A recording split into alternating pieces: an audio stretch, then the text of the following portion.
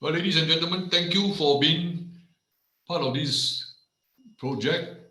I believe that this is a very important gathering of minds and exchange of views on a very important topic called Great Power Rivalry and Maritime Order in Southeast Asia.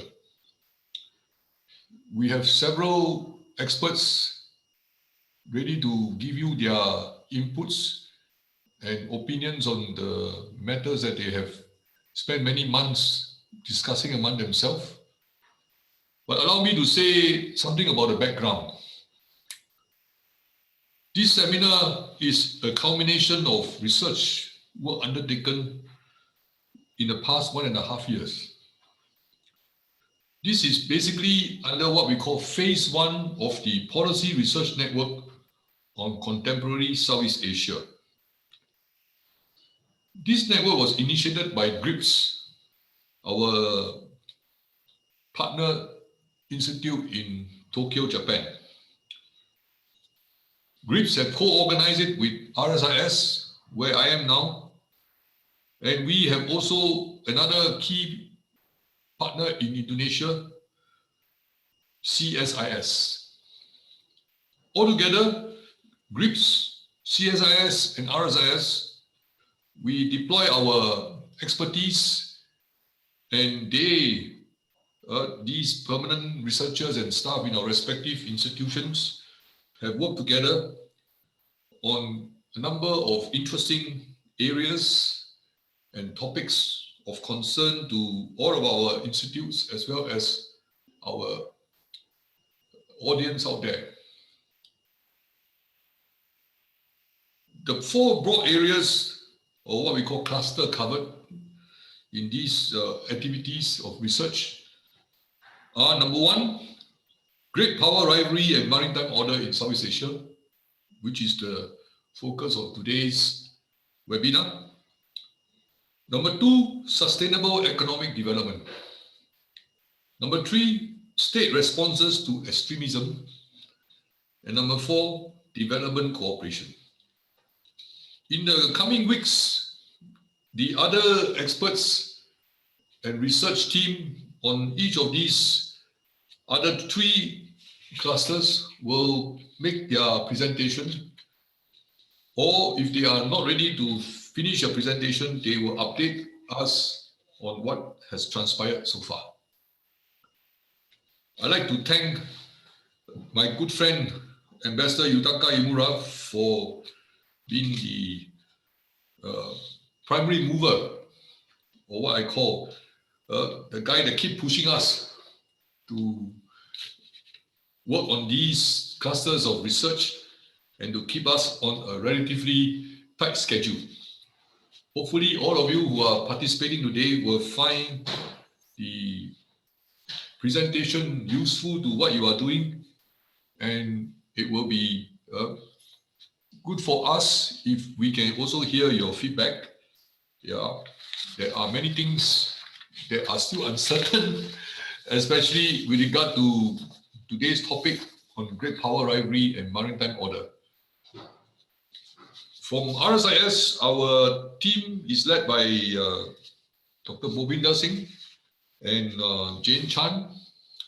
Yeah, and they work together with Dr. Yusuke Takagi from GRIPS and other colleagues elsewhere. Before I pass on my screen to others, I want to take this opportunity, if I may, Ambassador Yutaka Imura, to pay tribute to the late Professor Eileen Baviera. Eileen is a dear friend from the Philippines, and I would say that she had followed ASEAN-China relations and all these strategic developments from the Philippines, from her university, from her center for a long time, and everybody, yeah, really miss her. She passed away suddenly in March 2020. Given the state of strategic and security affairs in Southeast Asia, the issue covered by this cluster on great power rivalries great power rivalry, and maritime order are very timely and topical. For us in Southeast Asia, the impact on ASEAN, our regional organization for Southeast Asian nation, will be of particular concern. We are sure that the research undertaken as part of the Policy Research Network on Contemporary Southeast Asia will contribute towards the policy discourse in the region. I'm also sure it will help regional countries in ASEAN, in Japan, and elsewhere in the region to respond more effectively to the common challenges we face. I will now pass over the proceeding to the panel, and before I finish, I'd like to once again thank all of you for being such a great contributor to this whole research endeavor. Thank you very much. Over to you, Imura-san.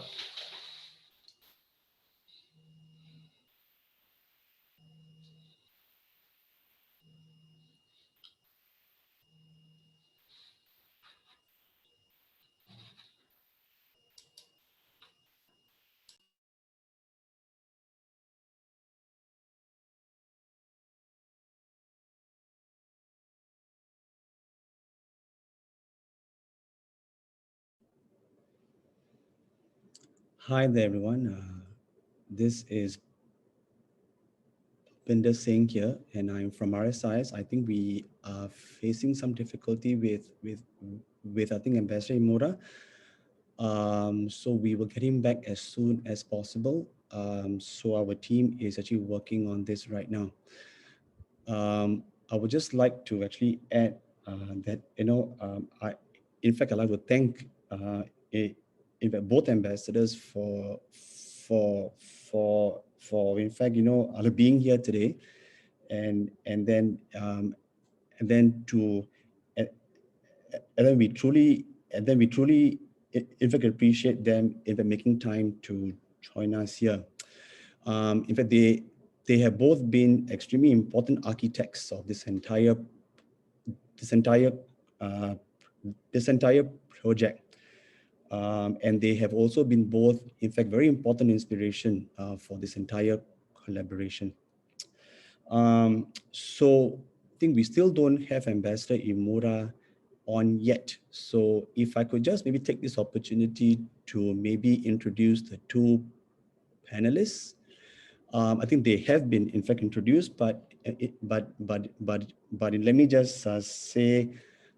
So we have two speakers today. We've got Suke, who is an associate professor from CRIPS, and we also have Jane Chan, who is a senior fellow, and she's also the coordinator of the Maritime Security Program at RSIS. Both have provided exceptional leadership in this cluster, and we are extremely thankful to them for steering us up to this point. And I've got a piece of good news, and I think Ambassador Imura is back. Ambassador Imura, the floor is yours. Okay, thank you very much. I'm back now. Sorry, because of the technical difficulties, my face has suddenly disappeared from the screen. Now I'm back. I just continue. I was just thanking to everybody for being with us, attending a series of webinars concluding the joint research conducted within the framework of PRNC, which is abbreviation of Policy Research Network on the Contemporary Southeast Asia. Taking this opportunity, I think I may be repeating what Ambassador On has been saying, but nevertheless, I wish to explain briefly our PRNC project. This network was established in 2019 jointly by ASEAN's major research institutions, to name a few: RSIS Singapore, CSIS Indonesia, ISIS also. ISIS is recently back, Malaysia, and Japan's groups to study the problems and challenges we are facing in the region. The project is composed of three components, namely annual conference, joint studies, and now with COVID-19 limiting cross-border human exchanges, monthly or bi-monthly webinars, which with variety of topics related to our region. Regarding joint studies, we have selected 5 topics. I think the Ambassador On has mentioned already 4 out of 5, but another one is on the environment, and which will be led by ISIS. And as I said, ISIS is back. I think they are now catching up, and within several months, we'll be also hearing the webinar or presentation on the environment. Now, we established research clusters for those topics with researchers coming from different institutions so that we could examine the problems from different angles and perspectives to enrich the researches.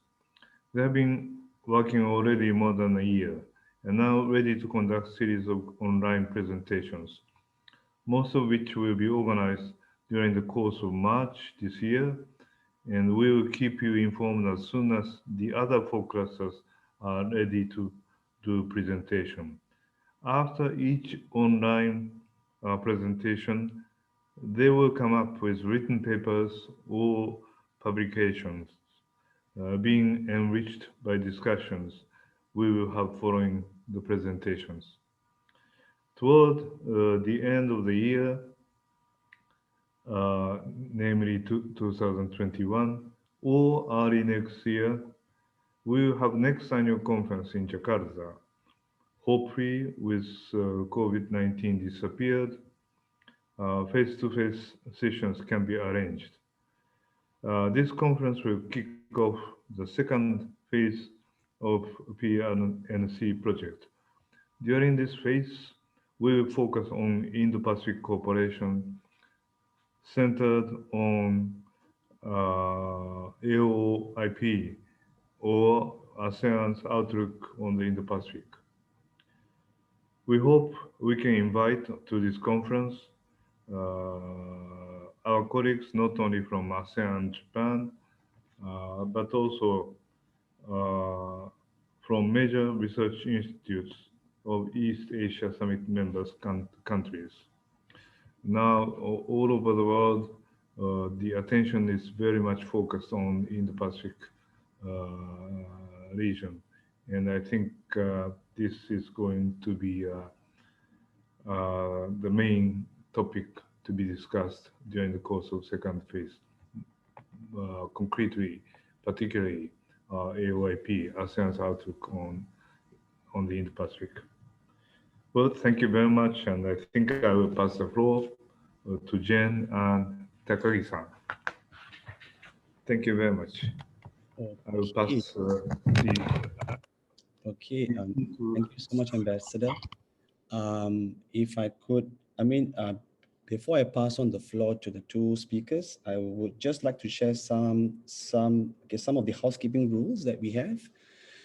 You can ask your question on the Q&A icon that is in fact available right at the bottom of the screen, right? And so we will try to get through as many questions as we can, and then the 2 functions, raise hand and the chat functions have been disabled, so please don't please don't use them, right? So each of the speaker will have 15 minutes each, and so now please let me invite Yosuke. The floor is yours.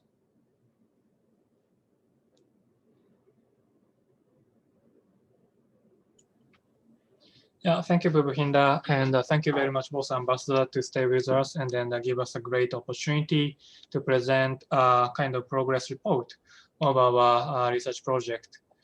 And the title of this cluster is actually the tentative title of the book project. And then the title of the book is, sorry, let's make it bigger. Yeah, so the title of the book is Great Power Rivalry and Maritime Order in Southeast Asia. And so this is the title. And before starting, actually, let me add one more thing. I mean, let me acknowledge actually two things. First of all, actually, we really appreciate, but I hugely miss Professor Eileen Barbiela from the Philippines. Actually, at the beginning of this project, Professor Barbiela is a part of our research team, but unfortunately, we lost her, but we will follow her scholarship by working hard on this topic. And secondly, it's just a personal thing, but I'm trained as a Philippine specialist and Southeast Asian specialist. But maritime order is not so close to my expertise until I became a faculty member of the Maritime Safety Security Program of GRIPS. In this program is a one-year master program we started. And then in the program, we have incumbent officers from Coast Guard organization in the region, both Southeast Asia, Japan, and recently South Asia. And this program actually enriched me the knowledge on the maritime order, and I'm so happy to work on this topic, especially with my co-editor, Ms. Jen Cham, to produce this book. So now let me start the contents. Background of our research. Yeah, we have observed growing interest in the region in the context of Great Power Rivalry, but we can still find a gap. The gap is great power bias. For instance, last year, or actually this year, Professor David Shambo, he's one of the leading scholars on China in the United States. And David Shambo published a very interesting, always informative, insightful book, Where Great Power Meets, America and China in Southeast Asia. So this is the title of the book. And then this book is very insightful and informative, and I encourage everybody to read it to get very important expertise from him. But still, we can find so-called kind of great power bias to see this region I mean Southeast Asia. Because for instance, people often say like, oh, this country is pro-China or this country is pro-US. The distance between a particular country with US or China, of course, physical or mental distance, became an agenda.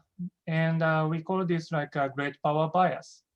And we want to know the voice from Southeast Asia, from the Southeast Asian countries' perspective. So we try to go beyond great power bias in the book. And what's the problem of great power bias? There are two specific problems I want to specify. One, the transformation of Southeast Asian countries themselves. These countries become emerging states. Unlike the period of great power rivalry in 20th century, I mean the period of Cold War. In the period of Cold War, most of South Asian countries were so-called developing countries, which depends on ODAs or technical aid. But in the 21st century, most of South Asian countries became like emerging states with very competitive market and FDI and trade. And some countries like the Philippines, remittances are very important rather than ODA. Of course, ODA plays a role, but when you compare sheer size of ODA with FDI, trade, and remittances, ODA is only one part of a policy tool that we have to think about. And rather, we should listen to the voice of each government in the region. And second, because they become developed, actually they spend more in defense budget. So we should appreciate this kind of growing capacities of Asian countries. When you compare this defense budget of each country with, say, defense budget of China or defense budget of the United States, maybe it's not so fruitful. But when you compare defense budget of this year and defense budget from 10 years ago or 20 years ago, we can see big changes. So we want to appreciate these kind of changes in our project. And more specifically, there are 3 points that I want to highlight as characteristics of this volume. First of all, this is a contribution from the think tanks in the region. And as both ambassadors highlight, this is a product by the Policy Research Network. So by definition, we are interested in policy making. And second point is the role of external middle powers. And we try to understand external middle powers' role in the region. So again, we are interested in international cooperation. And the third point is maybe academic contribution of this volume. By looking at policy making, we try to capture 3 changes.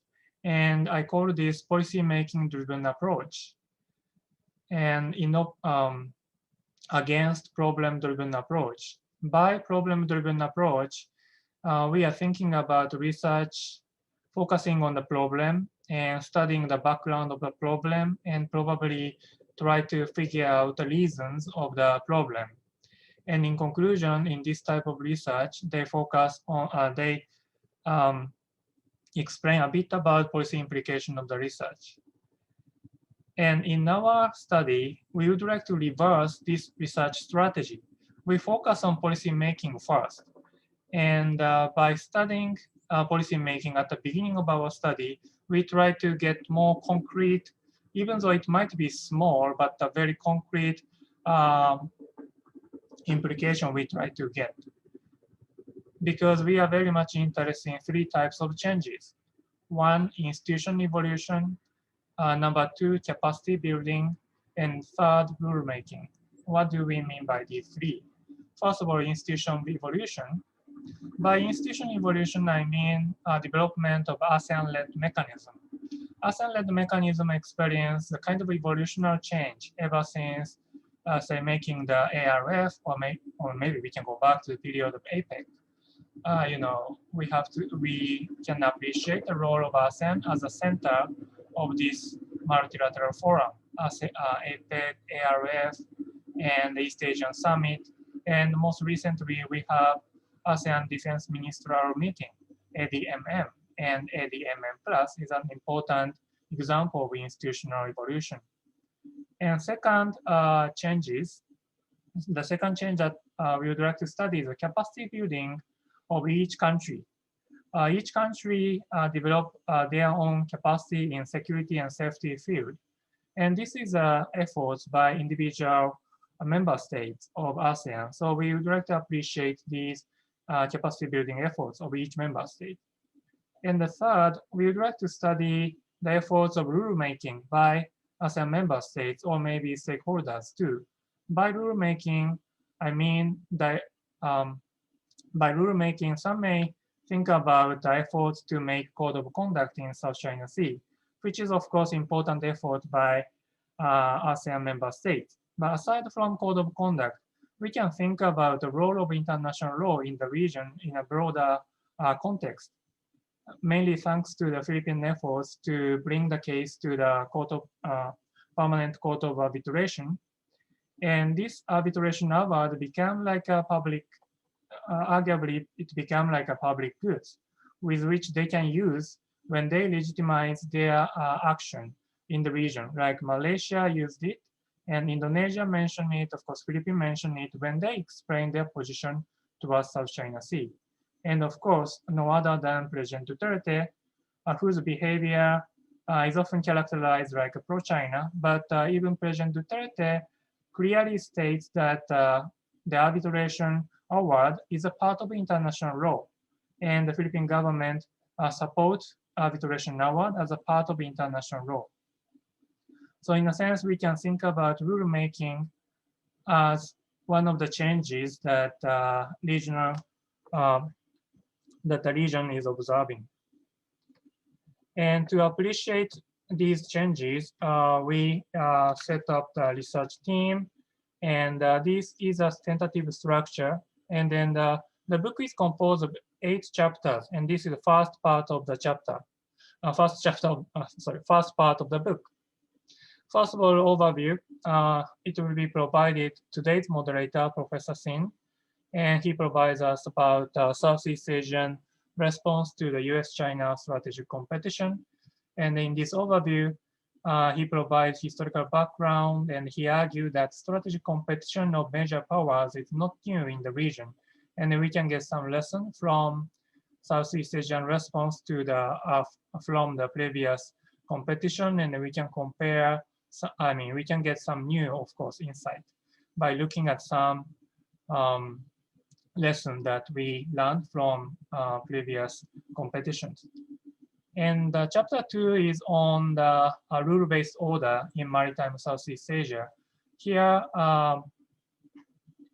my partner of this bookmaking, co-editor, Ms. Jane Chan, discusses a very interesting evolution of arbitration award, or the politics after arbitration award in Southeast Asia. And the third chapter is US Alliance Network and Regional Maritime Order. And in this chapter, Professor Tokuchi of GRIPS highlights the transformation or evolution of institution in the region in terms of security sector. Because in the Cold War period, we tend to discuss hub and spoke system, but in recent years, we are now talking about alliance network, and we can think about Japan-Philippine relations, or maybe Philippine-Australia relations, or maybe Singapore-Philippine relations. So this is an example of alliance network. And this is a new dimension of regional order. And fourth chapter goes to the evolution of ASEAN-led mechanism. Especially Dr. Mohibat from CSIS Indonesia talks about ADMM and ADMM plus as a case to understand institutional evolution in ASEAN. And this is the latter part of the structure. And chapter 5 is about ASEAN centrality. And some may argue ASEAN centrality is at the crossroad, but we don't know which way ASEAN will go. So in this chapter, we suppose that Mr. Sharman Rockman from ISIS Malaysia discuss or revisit the idea of ASEAN centrality in the context of great power rivalry. And chapter 6 and 7 is a kind of complementary chapters, because in this chapter, chapter 6, Dr. Binh from VASS from Vietnam, he talks about maritime security challenges. And specifically, he focused on 2 challenges. One is illegal, unreported, unregulated fishing, or IUU fishing. And another one is maritime robbery in Southeast Asia. And he focuses on the policy response to these challenges by looking at the role of CFTEC from Bangkok. And also, he talks about Malacca Strait Patrol of 3 countries. And in my chapter, evolving cooperation schemes in ASEAN sub-region, I focus on Sulu Sulawesi Seas. And in next slides, I will explain a bit about the provisional finding of this chapter. And after that, we conclude our discussion and try to get very concrete recommendations. Probably our policy recommendation might be not it's not so big picture, but based on the concrete example of policy responses by ASEAN countries, and try to make a very concrete policy recommendation in this book project. So the last part of my presentation today is the provisional findings of my chapter, and I focus on Sulu Sulawesi or Celebes Sea. And this is the map of East Asia. And South China Sea is here. And just next to South China Sea, we have Sulu Sea and Celebes Sea. And by looking at these two seas, we can observe a kind of evolution of independent institutions of littoral states, like the Philippines. Okay, let me go one by one. So in Indonesia, they established Satgas 115, a special task force to counter IUU fishing. In Malaysia, in Sabah, they established East Sabah Special Commando to address the possible incursion from the Sulu Archipelago. And the Philippines established Coast Watch South, which now transformed into National Coast Watch Center to address terrorist network. So we can see the establishment of new institutions by littoral states to address various maritime non-traditional threats. By looking at these developments, we can conclude that they have enhanced state capacity in the field of maritime domain awareness, or MDA. So this is one conclusion. But after that, we can identify the challenges ahead. So while MDA capacity is enhanced, the coordination mechanism is still underutilized, partly because different policy goals of each littoral state. As I said, for instance, Indonesia made Satgas 115 to address IUU fishing, and the Philippines made Coast Watch South to address terrorism network. So how to coordinate the effort of these new institutions is a challenge ahead. So there are several attempts to enhance the coordination of these institutions, and this is one challenge that we can study further in the future as a future agenda. So the provisional findings of this research is that we should not underestimate the changes the member states experience. But at the same time, we should appreciate difference in policy goals of each state in the region. And the next conclusion or implication is that we should distinguish the policy area where we need more equipment from the policy area where we need more cooperation.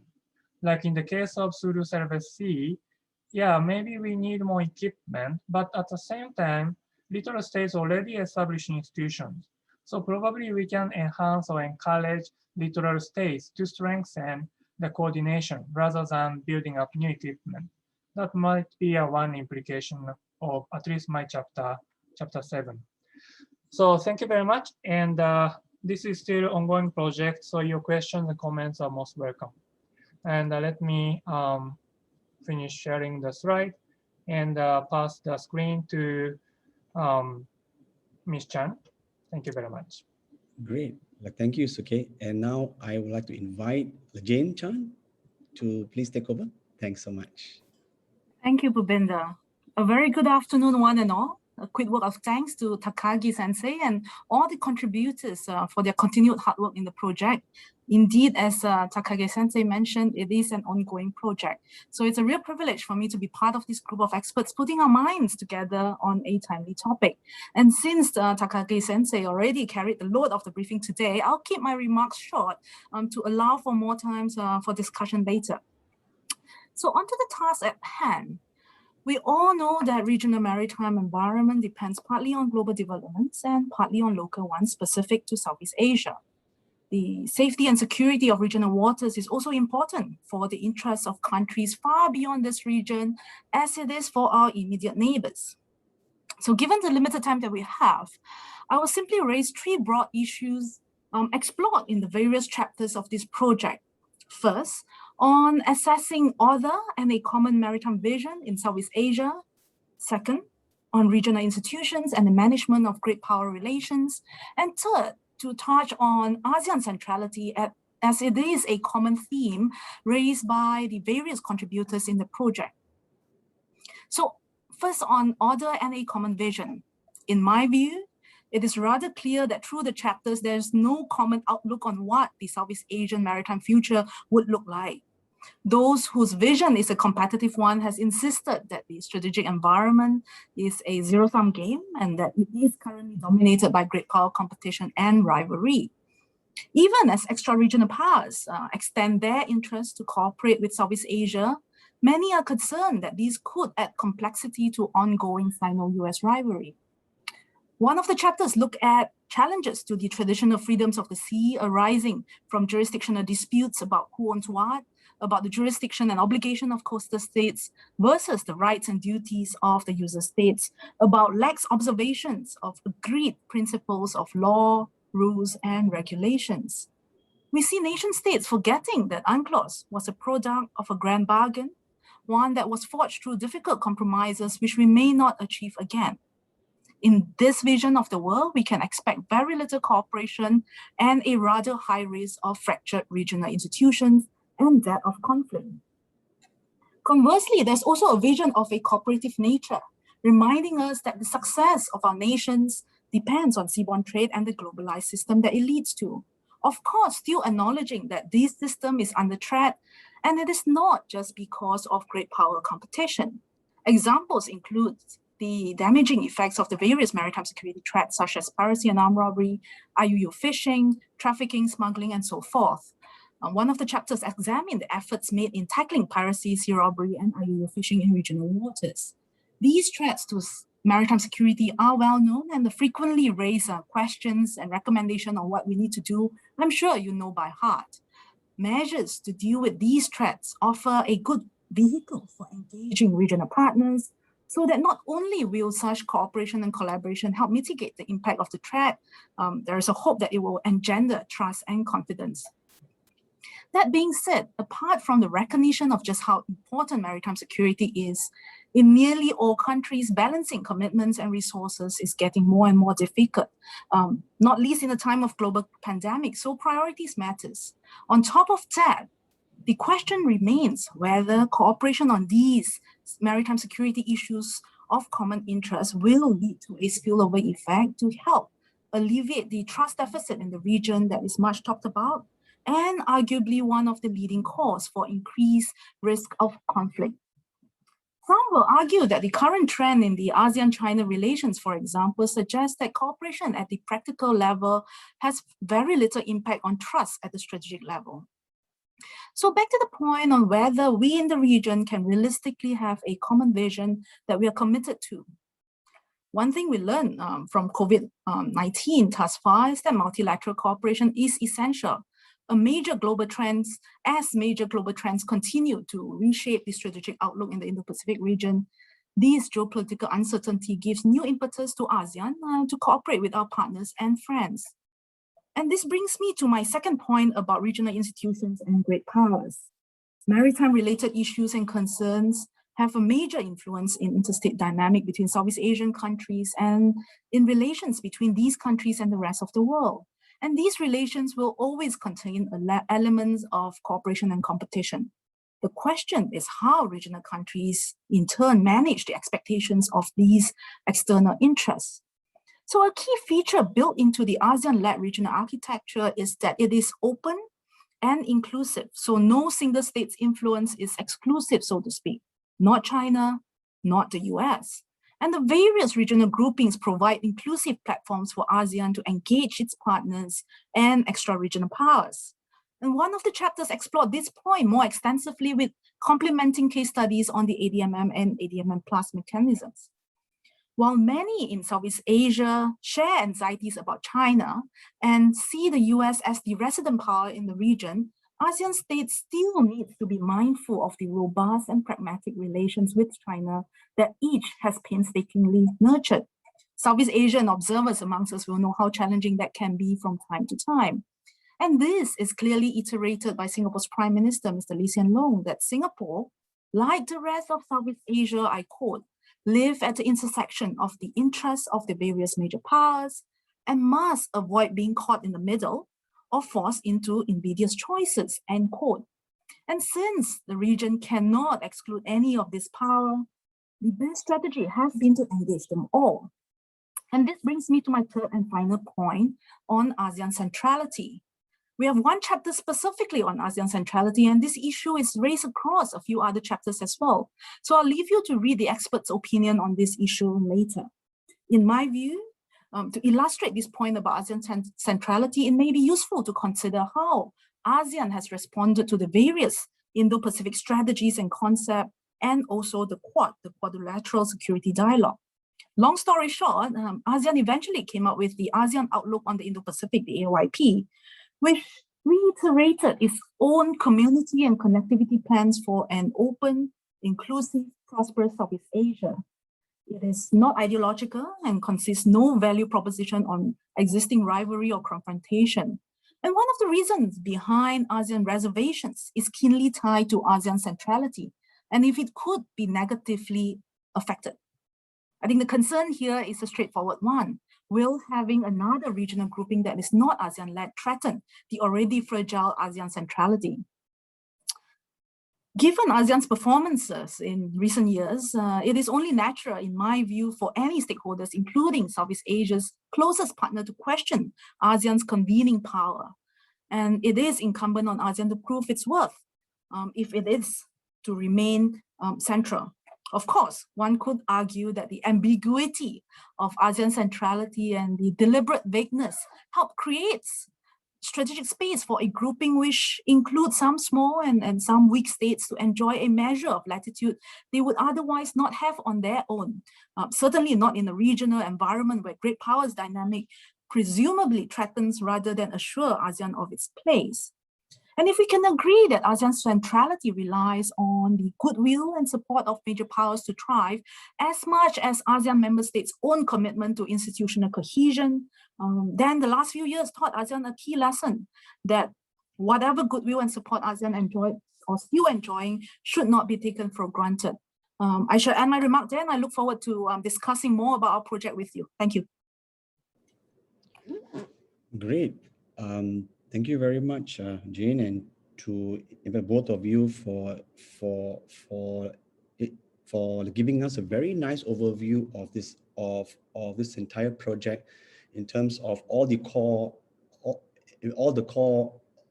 issue areas that we are going to be covering, as well as the entire framework that this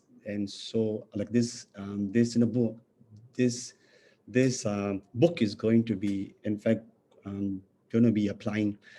So now we move into the Q&A section or session, and I would encourage everyone to leave their questions in the Q&A tab. So while we wait for that, I think if I could just maybe start the discussion by posing, I think, some questions about how you guys came about to, in fact, decide on the core issue areas that are going to go into the book, right? So I've got actually 3 questions here that maybe we can use to maybe start our discussion. One is, if you guys can maybe help us understand, how did you guys decide on the themes that were included in the book that I think were very, very clearly introduced in your presentation? If you could just maybe give us a nice overview of how you guys, if it came up with those selection. And then number 2 is that, are there any general themes, or in fact lessons or patterns that you both have noticed as a result of reading all the chapters that we could all take back today, and we could, in fact, look for those, in fact, when the book is published. And then my final question is actually, I recall when we first started this project, in fact, it was before COVID-19. So how has this pandemic affected the contents of the book and also this entire research that we are doing? Has there been like a major impact or a change in the way that you both have approached the topics in the book, or not, right? So maybe I'll stop there, and then I'll let you, in fact, both maybe answer the questions that you want to answer, and then so if you could start maybe with like Yusuke, if you can start first, and then I will invite Jane after that. Okay, thank you very much for bringing that. Yeah, actually, I think I addressed 2 points in my presentation: how to come up with topics or the themes of this book in my presentation. But maybe we can go back to our first discussion with you and other contributors in Singapore, where we talk about great power rivalry and maritime order.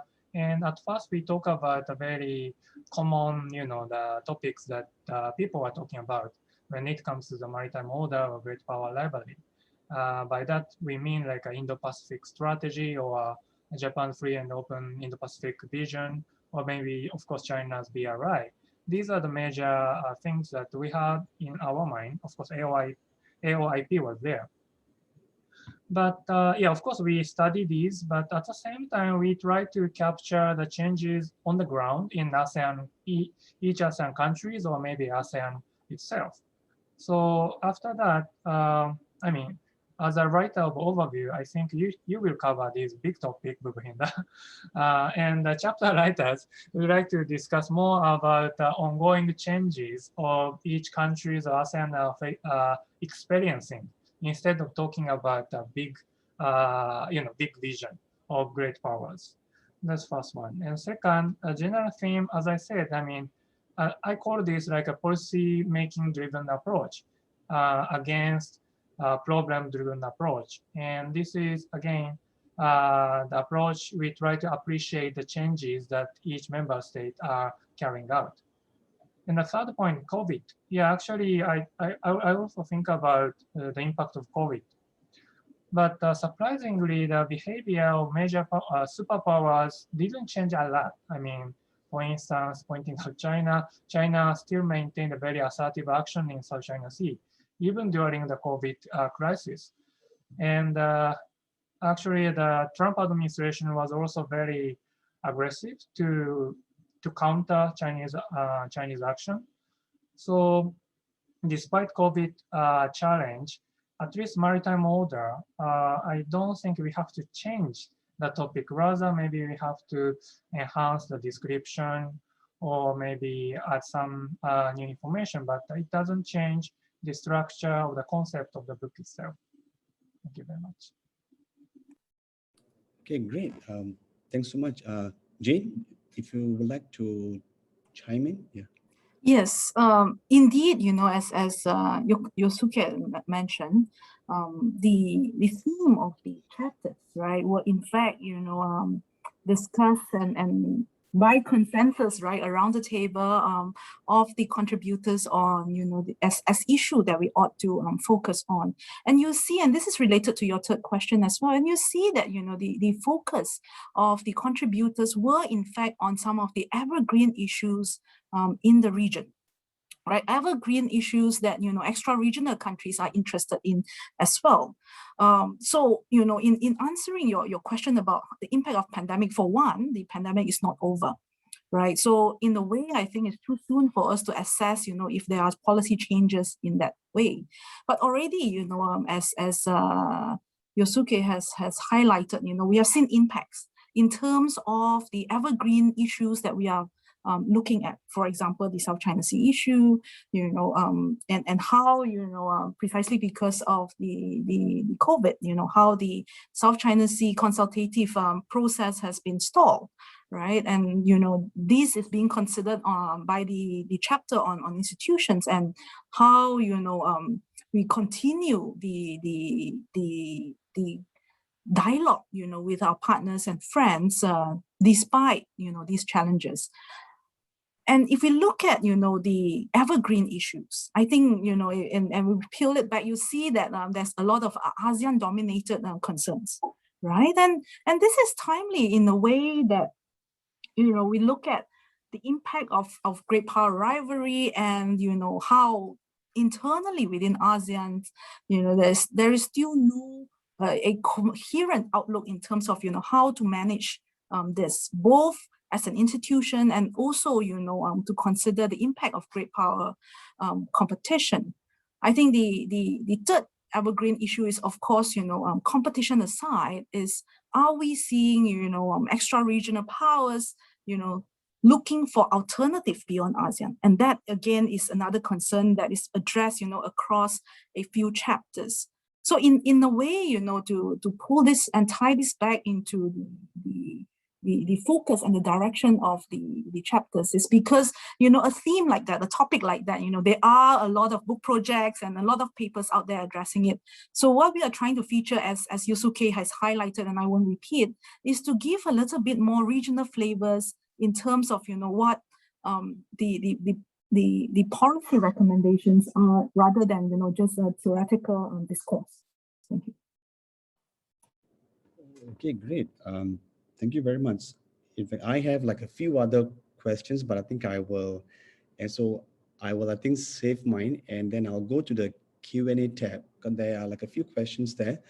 There's a question from Fan Xuan Dung, who is a student here in RSIS. His question is, what role can external middle powers or the Quad play in helping Southeast Asian states tackling NTS Maritime's security threats? So how can middle powers or the Quad play in helping Southeast Asian states tackle non-traditional maritime security threats? Would you guys want to tackle that? Jane, I think. Yes, I'll take that one. Okay. Right. Yeah, in a way, if we look at the maritime environment in Southeast Asia, and I've briefly mentioned this in terms of, the stakeholders involved, right? It's not just the Southeast Asian states who are stakeholders in, the safety and security of regional waters. So in that sense, it's thinking about, how do we collaborate with friends and partners, right? You asked about middle powers and Quad. I would rather think that, if we think about why Southeast Asia is still resistant to the Quad, for that matter, or the Indo-Pacific concept and strategy.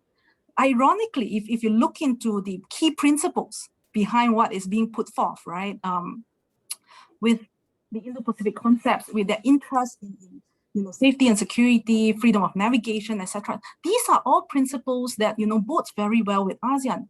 Unfortunately, how it's being presented to Southeast Asia, and what the Quad represents right now. I think, the China factor weighs in very strongly in terms of, the Quad. The question has always been, or more like the prevailing perception, is that supporting the Quad is synonymous to taking sides against, taking sides in the great power rivalry, right? So, we want to be able to distinct between, these great powers' interests that is at the strategic level, and, there are very practical concerns about maritime security threats and challenges, right? At the threats and, at the practical front, there has been, multiple and different types of, initiative and mechanisms where ASEAN member states, or specifically individual Southeast Asian countries who are dealing with, a specific maritime security threats, have been working well with external powers and external partners, right? So at the end of the day, is thinking about, whether a specific threat is one that is common within ASEAN, or is it one that's being faced by the littoral states themselves? Because those that are being faced by the littorals, we have seen very good initiatives that is not under the ASEAN umbrella. So you don't need the institution as a whole to tackle it as a whole, right? We have, a ASEAN Minus X approach or minilateral approach where, the littoral states tackle it on their own with help, again, sometimes with partners and friends outside of the region. So it boils down to, having a mechanism or a structure or a framework, for that matter, that is supposed to be inclusive and flexible, that, can help the littoral state address the maritime security threats and challenges that we are talking about. Right, in fact, at this point, right, I mean, I was just wondering whether if this is the point maybe to raise. I mean, there is in fact a lot of talk that ASEAN wants to stay in the center. It wants to stay in a position where it is that it is not it's not like forced to choose sides, right, in between the US and China, right, and then the entire multilateral structure is in fact structured based on that, right? So it is to actually invite all countries to actually engage strongly, and so that the ASEAN doesn't have to choose, but if ASEAN plays an important convening role for all the major powers to actually engage strongly here, right? So if I were to push you guys a little bit further, is that how long can that last? What are the conditions that we have to all look out for to actually then in fact realize that, oh no, in fact it is time that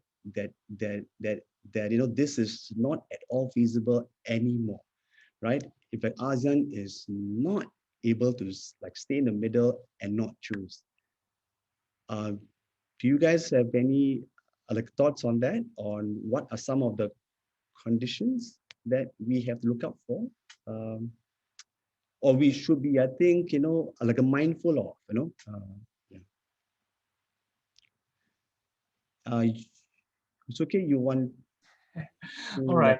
I try to take my responsibility, but it's a very tough question, and I think you can answer this question in an overview written by you. And actually, I'm now referring to your draft. You are mentioning multifaceted approach by Southeast Asian countries, and I think this is a key because the great power rivalry in the 20th century is very simple, like Eastern Bloc and Western Bloc, and there's no multi-facet.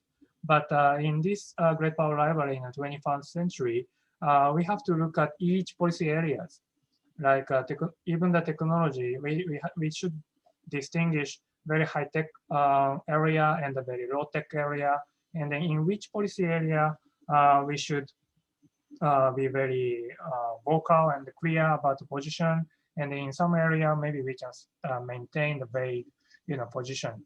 And that as long as we have these multiple policy areas, maybe ASEAN can stay in the position of convener. If ASEAN provides only one policy arena where stakeholders can discuss only one issue, then it will be the end of the convening power of ASEAN.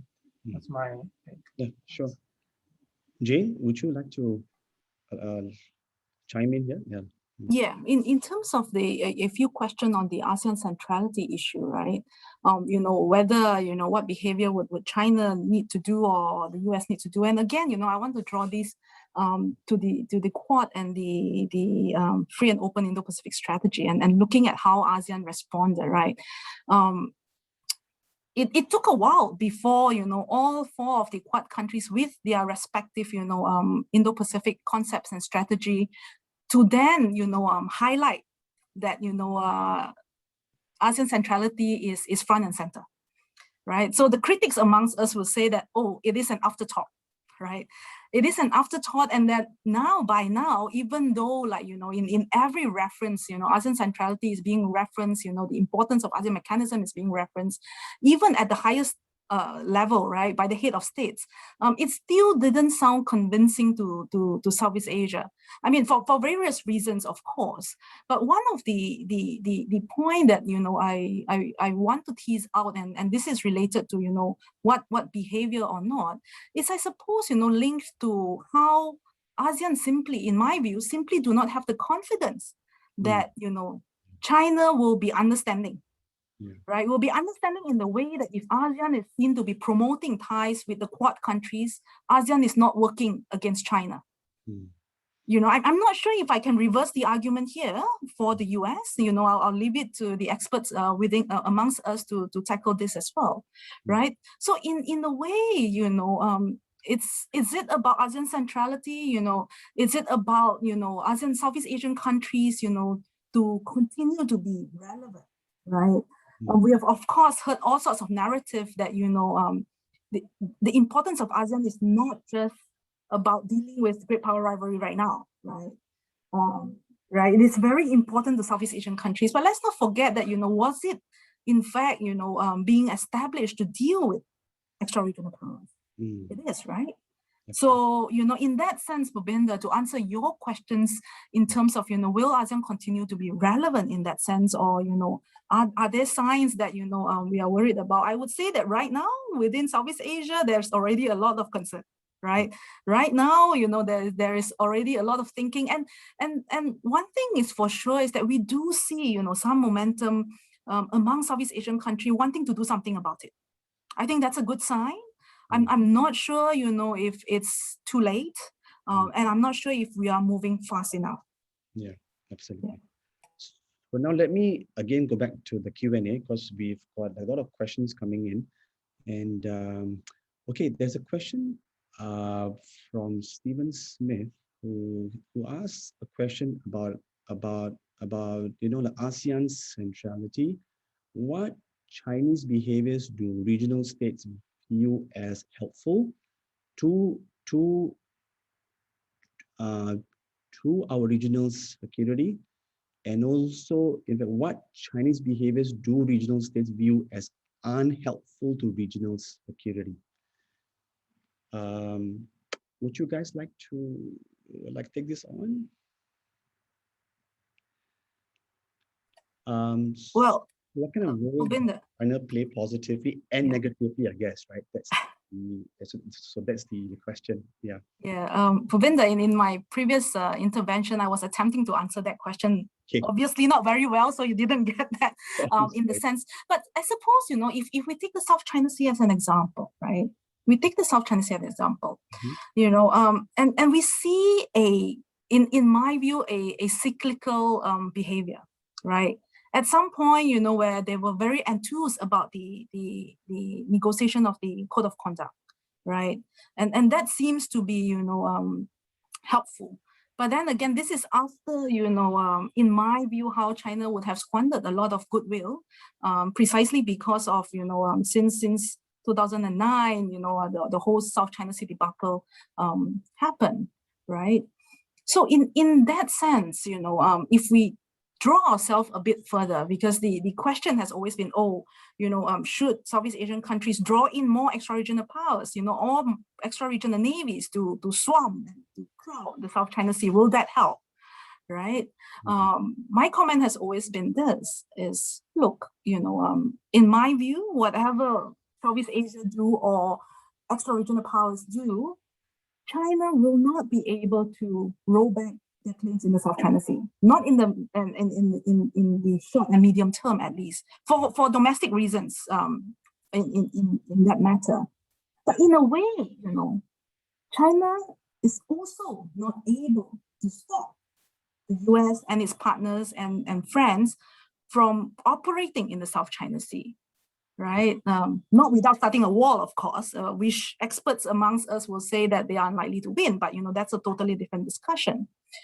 So in that sense, you know, whilst, you know, we can talk about how we assess China's behavior, I think we are also trying to show them, you know, how, you know, Southeast Asia is behaving.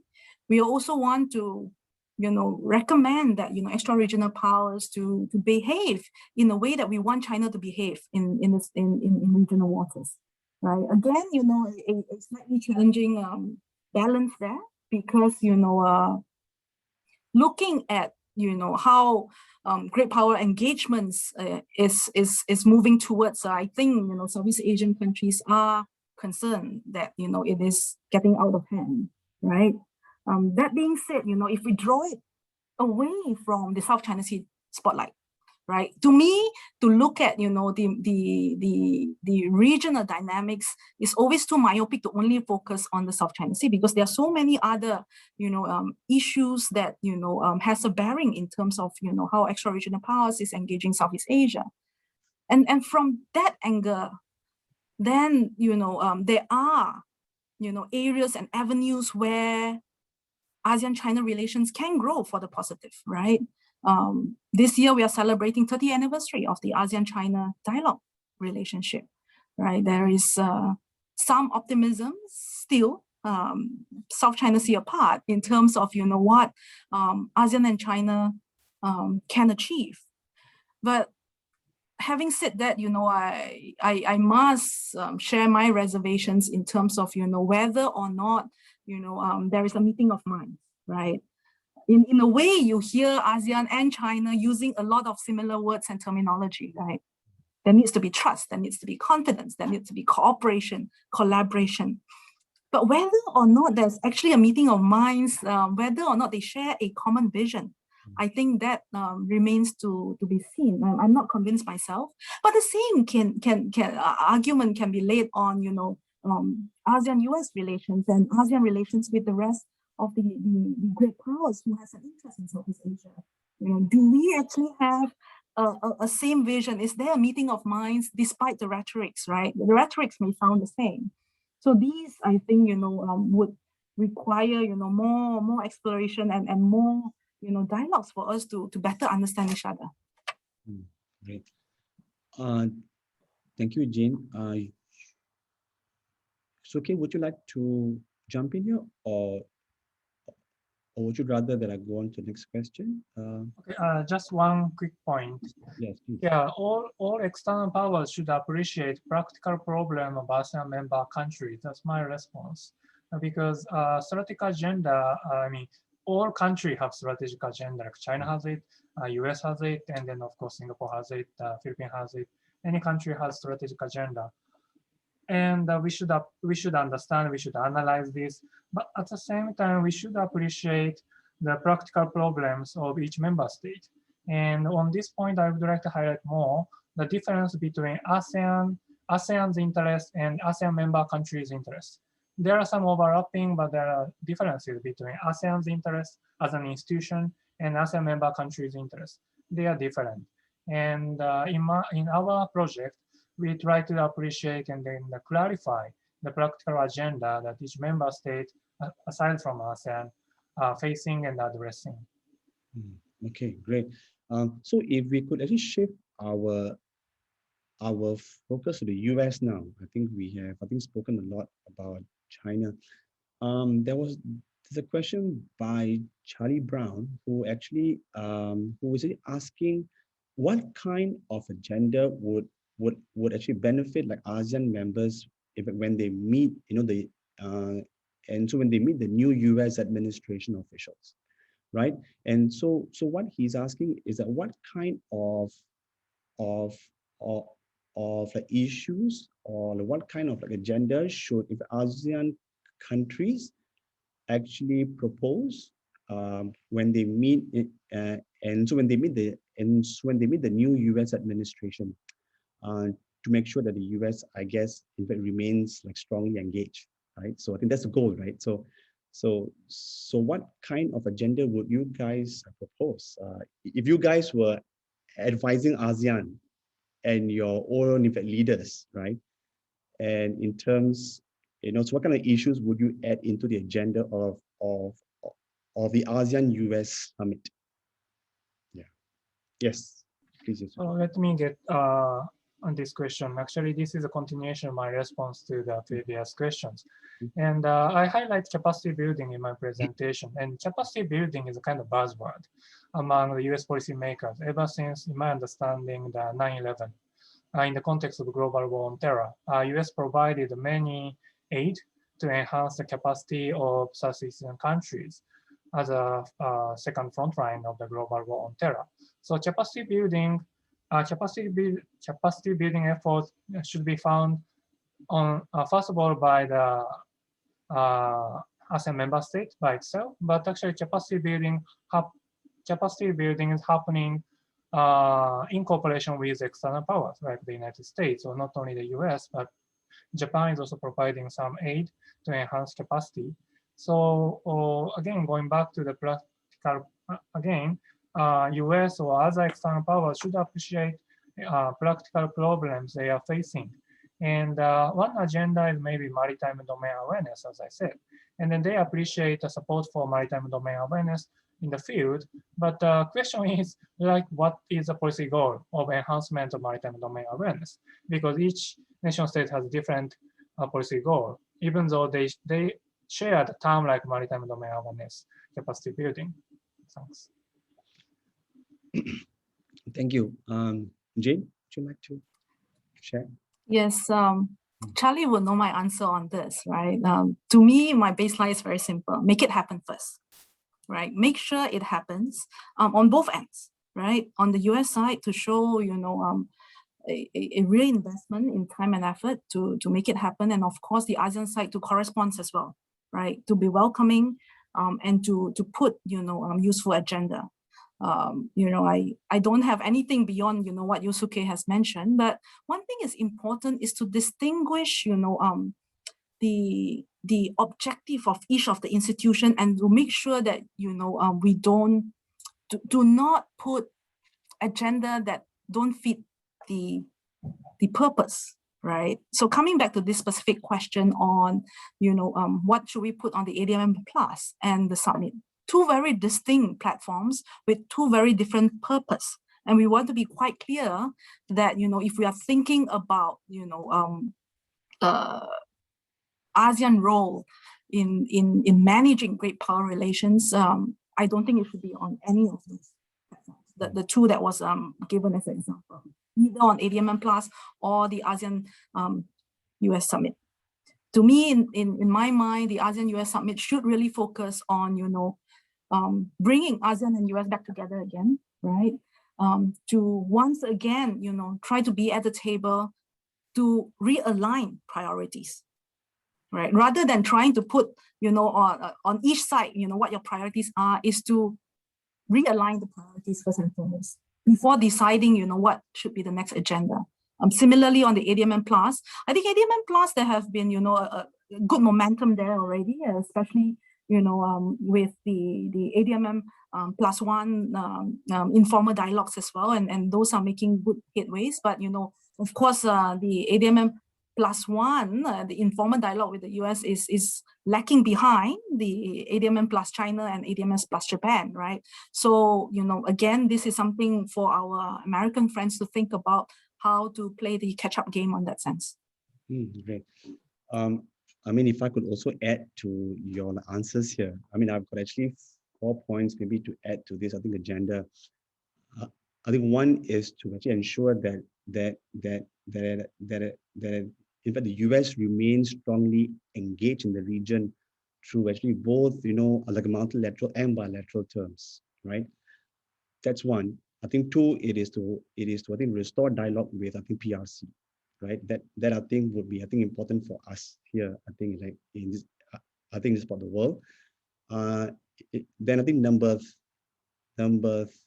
3 would be to increase infrastructure investment in the region. I think that would be, immensely helpful and to counter, the huge investment that I think PRC has already invested here, right? And 4, I think it is to deploy ambassadors to all the countries here. I think that would be, a huge, in fact, a huge improvement from the previous administration, actually, right? So I will stop there.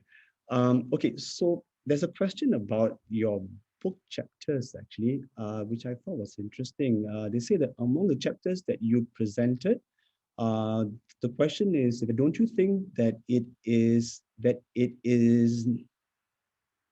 necessary to have a topic on region maritime security institutions?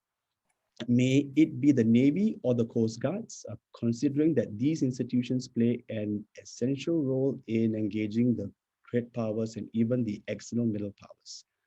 So, how would you both? Okay, Jane, please. A very good idea. To share with you a little bit of background, which we tried to address earlier on, there were 10 of us initially in the working group. Yosuke will remember this. There were at least 25 topics on the table. So every contributor had at least 2 or 3 topics in mind. So, you know, it is really an exercise of priority. Unfortunately, you know, some topics would have to go, and, you know, the topic that you suggested was in fact, you know, one that we thought about that was, you know, important, and whether, you know, it can come into a one of the chapter or a standalone chapter. But this is where, you know, I perhaps, you know, would suggest to Yosuke that looks like we have a volume 2 for our project.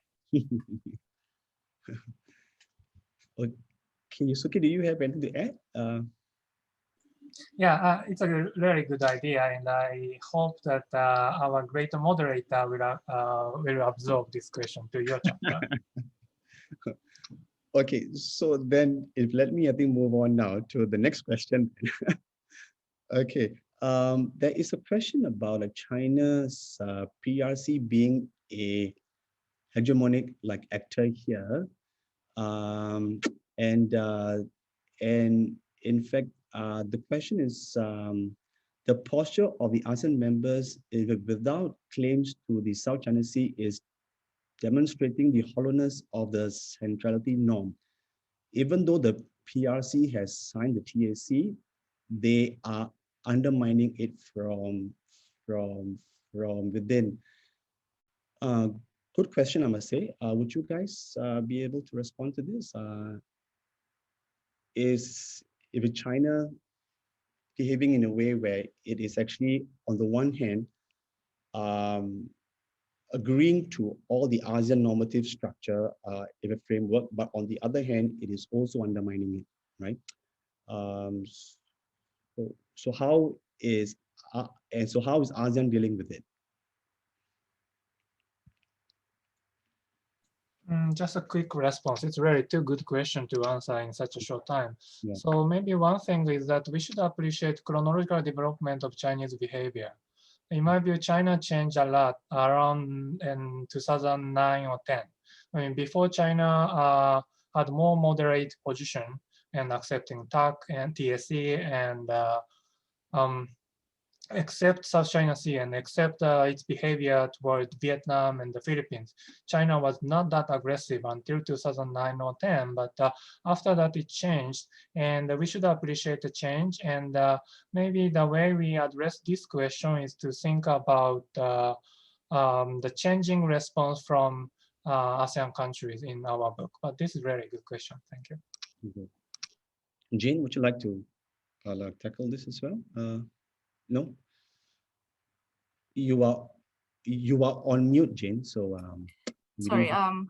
Yeah. So I agree with Yosuke's intervention on this, and I won't add to that. But perhaps draw this to another question in regards to the South China Sea, right? Where there is a very obvious example of the issue at hand, which ASEAN, in my mind, is not dealing well enough. But if we want to think about, and I want to draw this to what we expect in the South China Sea and the future in the South China Sea, it always come back to not just what China is doing in the South China Sea. I think we also want to think about what the ASEAN and Southeast Asian countries want to see in the South China Sea. To this point, I'm still not persuaded that, the ASEAN, the Southeast Asian member states and China are aligned in terms of, what the priorities are and how we can get there, despite being in the COC negotiate, consultative process, right? And if we judge it by the consultative process, it is no secret that all 10 ASEAN member states don't see eye to eye, right? China aside, within the ASEAN member states, we are not seeing it eye to eye. And it is very clear that, China has very different plans, right, from the Southeast Asian state. So in a way, if we are in agreement on that very basic premise that all parties have very different agenda, which again is not at all, surprising as Yusuke has mentioned, then, what are we looking to achieve with the COC? In my mind, at least, there is no illusion whatsoever, at least in Southeast Asia, that the COC can change behavior overnight. I believe that, it can still be it will still be useful as a basis of self-restraint, a big hope there. And I'm a researcher and academic, so I can afford to be a bit more optimistic, and unrealistic here. But it should also be a good guideline for cooperation and management of risk in regional waters.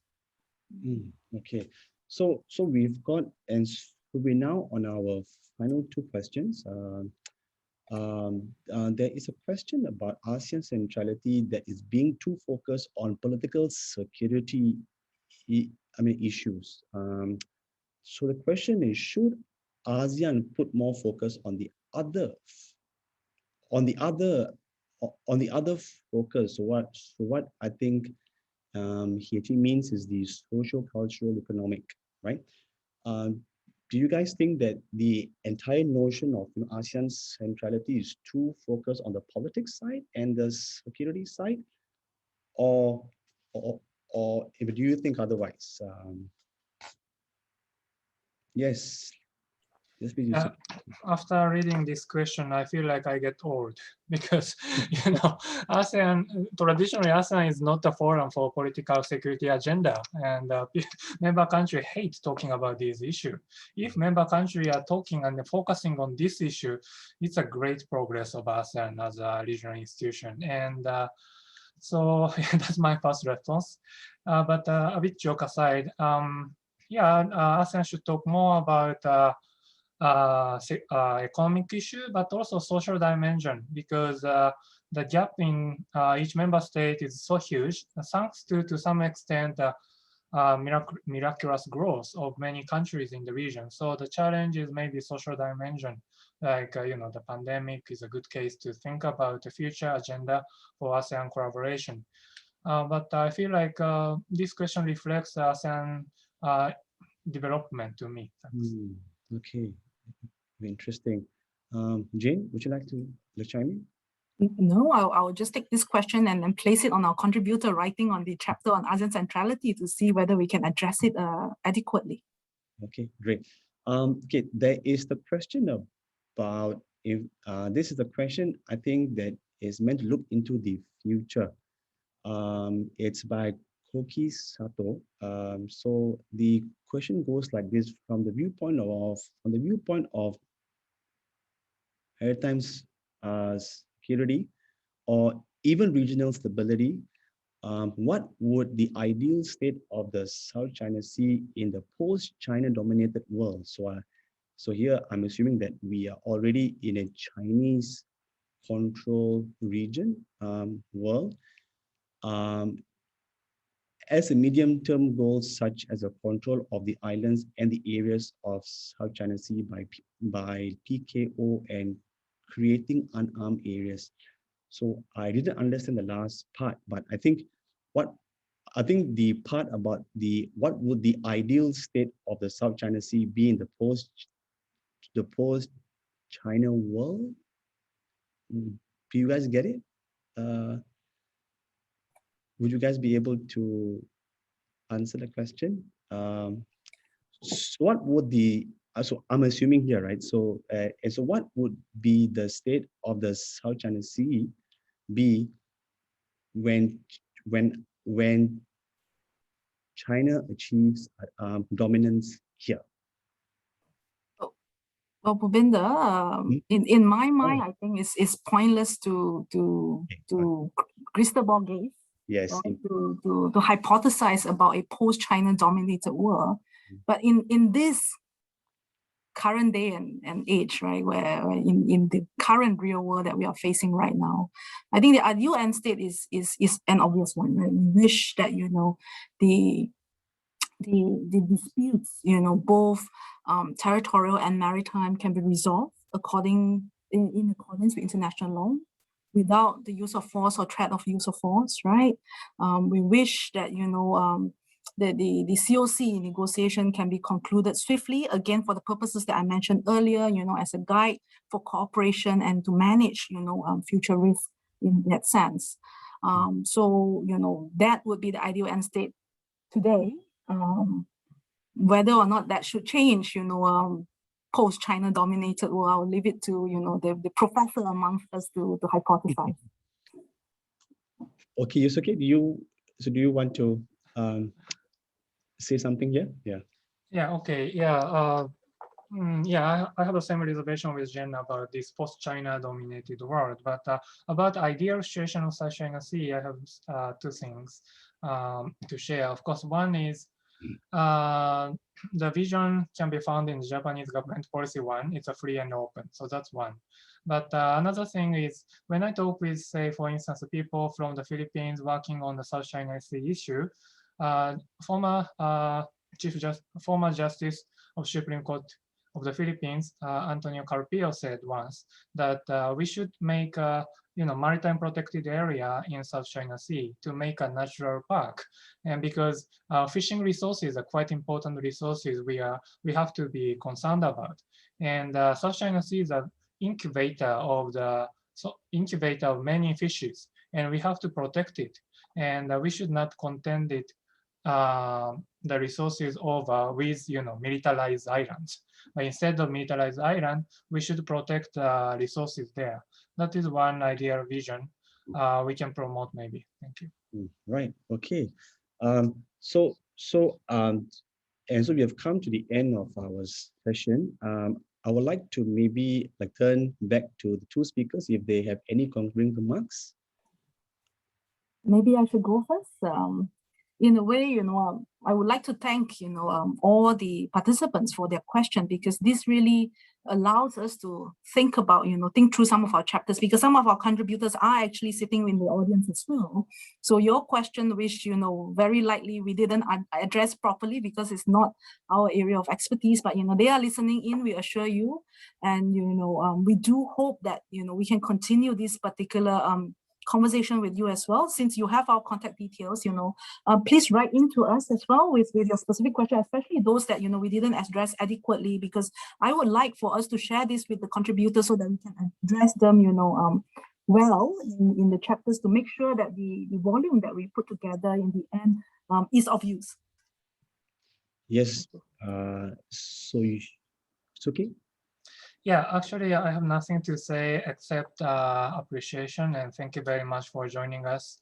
And this is still ongoing project, and as Jen said, that we do appreciate today's input from you. And I also appreciate your patience until the end of the webinar. I really appreciate your presence. Thank you very much. Great news. Thank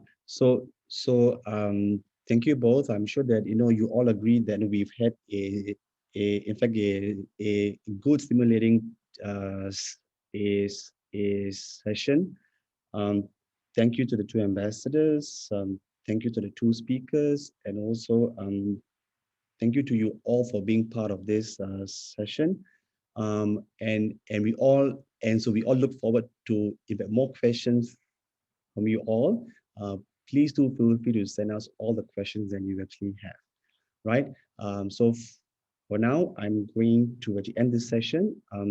Thank you very much, and we look forward to our next hosting you to our next event. Okay, bye, and see you all soon. Take care.